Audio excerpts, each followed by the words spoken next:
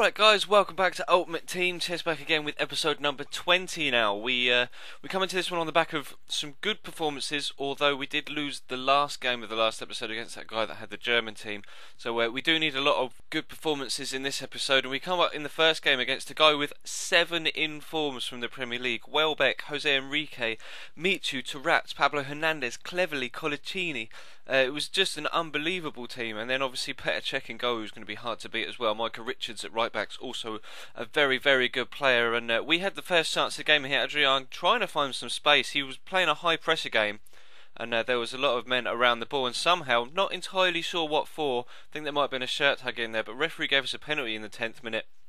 And Seska's got very, very high penalty stats, so he took it. Keeper went the right way, but Seska's able to put that in the back of the net, and we do take a 1-0 lead early on. So a good start from us, bearing in mind that we do need at least 10 points from the next 12 that are available to go up as champions, technically. You know, we're to win the league title in Division 2 to go up into Division 1. So we needed that good start, and it kind of settled my nerves a little bit. But he pushed on here with Cleverly.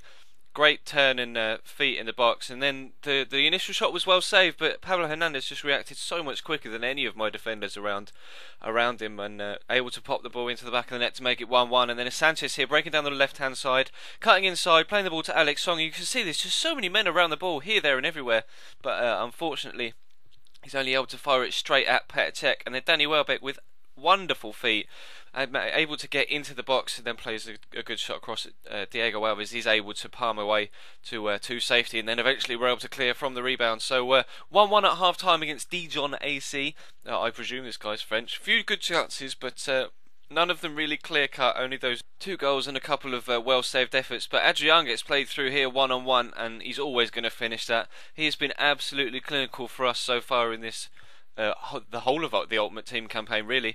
And Özil again playing a lovely through ball to Cesc Fabregas, this time 1-on-1 again. Got the composure and strength to be able to get around Gael Clichy, and then slots away into the bottom corner. That gives us a 2-goal lead. Bit of a cushion that against this team playing high pressure I felt that we were going to need, and that proved to be the case here. Danny Welbeck racing through. That was supposed to be a clearance, and then kind of passed it straight to Jose Enrique, who very, very good left foot, especially on that inform card, and rifles that one into the top corner. So we're back to 1 goal again. Özil with a lovely dummy to deceive the defender, makes him slide in, plays through Adrian again, and full of confidence, always confident that he's going to finish those sort of chances.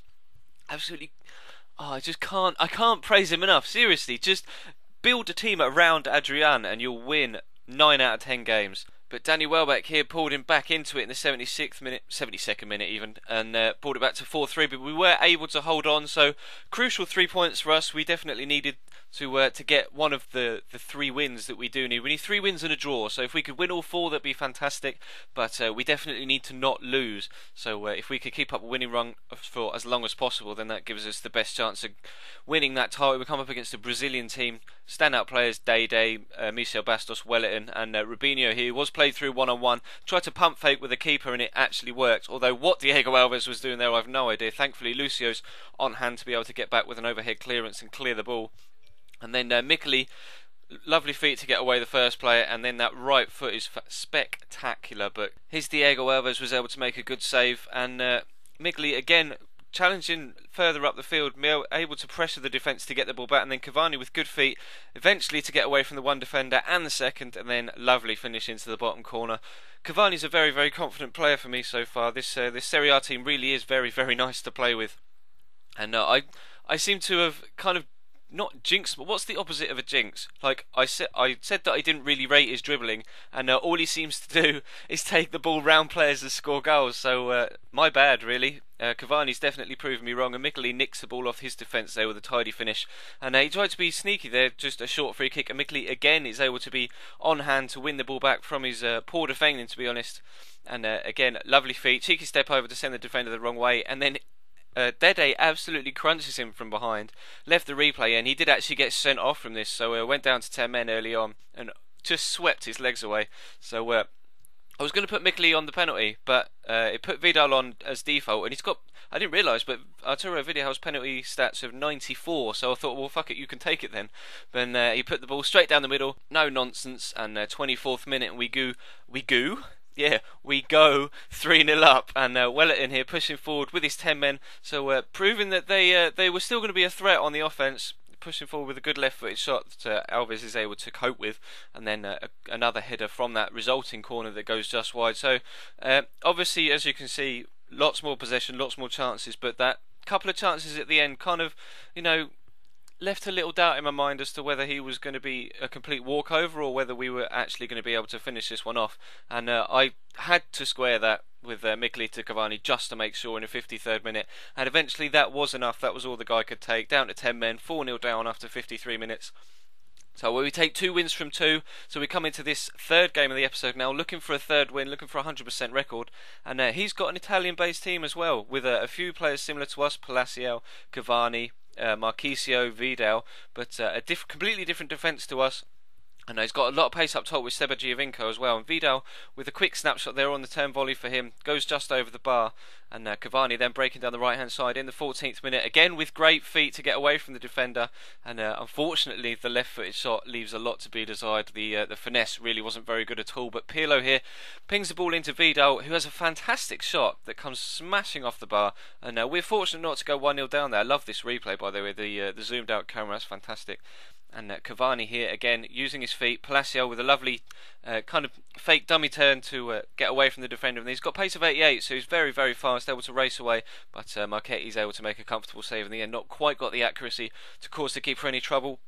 So we go in 0-0 at half time, and it was a pretty good game, this one actually. It was very, very well contested in the midfield. And Micheli here, great turn, and a finish to match to pass 1-0 up in the 56th minute.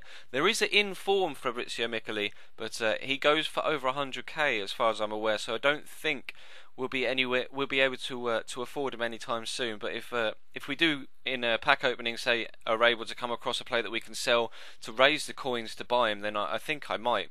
Although the basic card is good enough, to be completely honest. That's like his 145th goal overall on Ultimate Team, and his 3rd or 4th for us now, maybe, I think.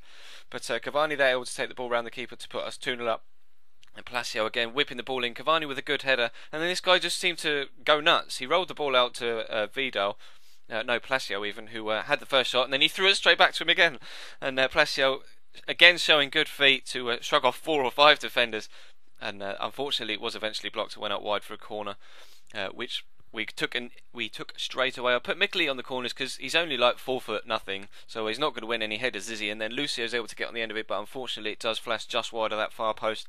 So we come into the 87th minute now. Muriel pushing on. He brought on a Micheli as well, and even though he had a lot of time and space there, he did take the shot early, which was a mistake, to be completely honest. And then eventually, we were able to scrap the ball clear, and the ball goes out for another corner, but that is how that one ended at 2-0. So we're pushing on very, very well at the minute with this kind of Serie A La Liga rotation squads, and that gave us 9 points from a possible 9. So we've got 1 game left.